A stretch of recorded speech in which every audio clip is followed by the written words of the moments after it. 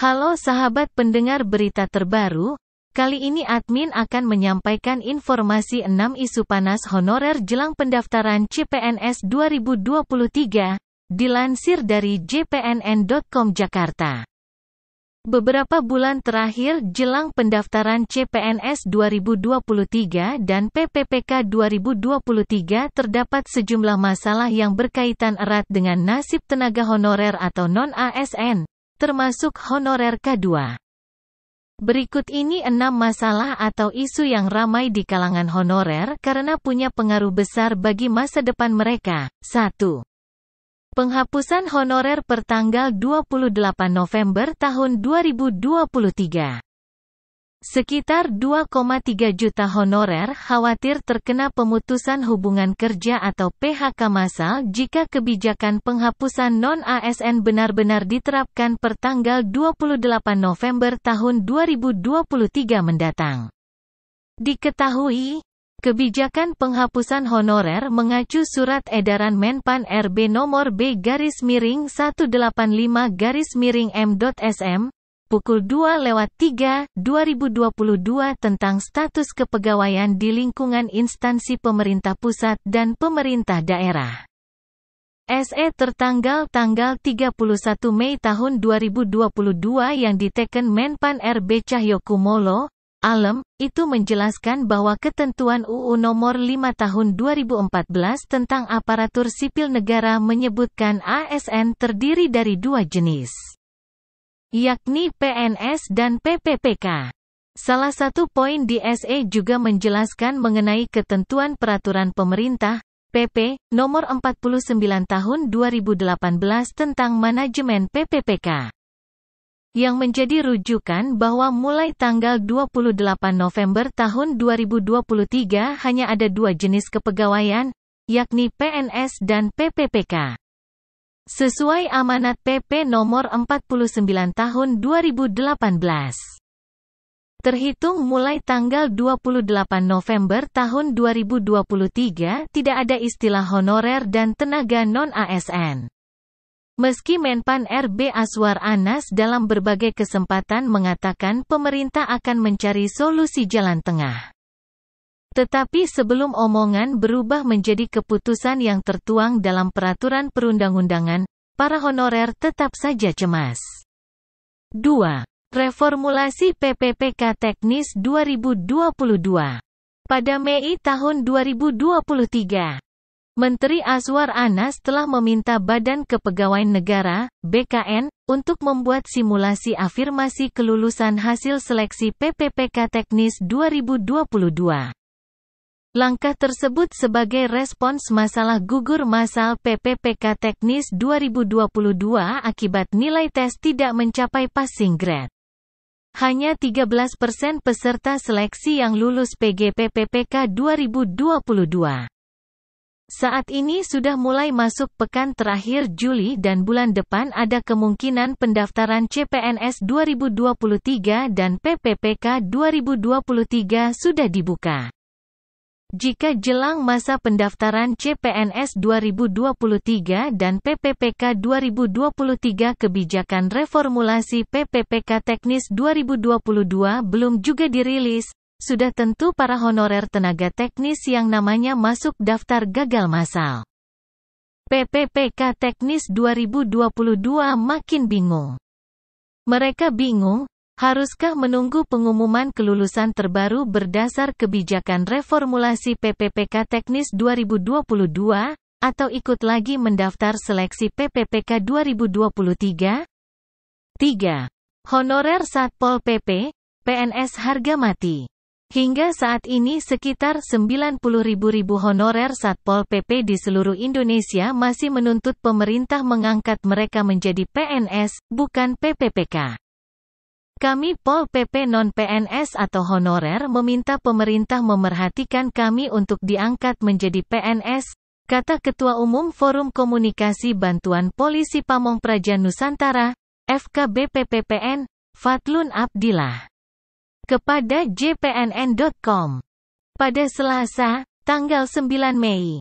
Mereka mendasarkan tuntutannya pada Pasal 256 Ayat 1 UU 23 Tahun 2014 tentang Pemerintahan Daerah. Masa honorer Satpol PP sudah beberapa kali menggelar aksi unjuk rasa. Juga beraudiensi dengan Komisi 2 DPR RI dan Kemendagri, juga dengan para wakil rakyat di daerahnya masing-masing. Bagi mereka, PNS harga mati. Bukan menjadi PPPK apalagi PPPK part-time. 4. Honorer diangkat jadi PPPK part-time. Menteri Azwar Anas menyodorkan formula pengangkatan non-ASN menjadi PPPK part-time atau PPPK paruh waktu sebagai solusi untuk honorer tertentu. Yang bekerjanya tidak perlu full-time. Namun, belum juga ada gambaran yang jelas dengan nasib honorer yang sudah lama mengabdi, terutama sisa honorer K2, apakah nantinya diangkat jadi PPPK full-time? Atau bagaimana? Wacana pengangkatan honorer menjadi PPPK paruh waktu atau part-time itu disebut-sebut bakal terakomodasi pengaturannya di RUU Revisi UU No. 5 Tahun 2014 tentang Aparatur Sipil Negara, RUU ASN. Sayangnya, rapat paripurna DPR RI pada Kamis, tanggal 13 Juli menyetujui perpanjangan waktu pembahasan terhadap 6 rancangan undang-undang. Salah satunya RUU ASN. Pembahasan 6 RUU tersebut, termasuk RUU ASN, akan dilanjutkan lagi pada pertengahan Agustus tahun 2023.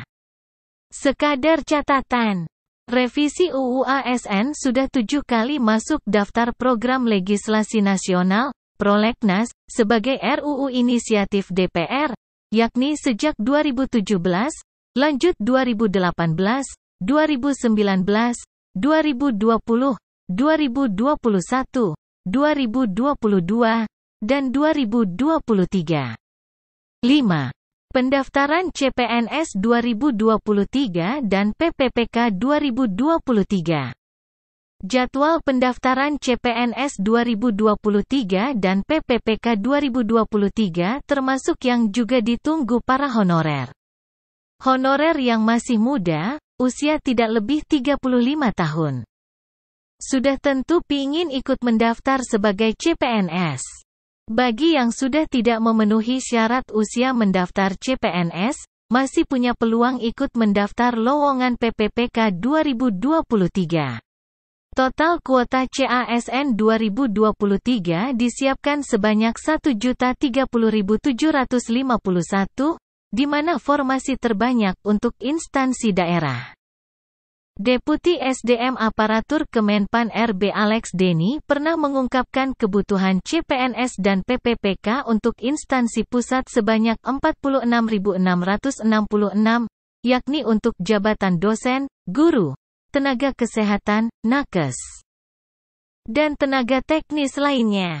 Kuota PPPK 2023 untuk instansi daerah sebanyak 943.373 dengan terbanyak untuk jabatan PPPK guru, disusul nakes, dan tenaga teknis lainnya. Selain itu, disiapkan kuota CPNS 2023 dari jalur sekolah kedinasan sebanyak 6.259. Namun, para honorer juga pasti bingung, jika pengumuman hasil seleksi PPPK 2023 dilakukan setelah tanggal 28 November tahun 2023. Bagaimana status mereka? Pertanyaan itu membuat gamang mereka, ikut mendaftar PPPK 2023 atau tidak?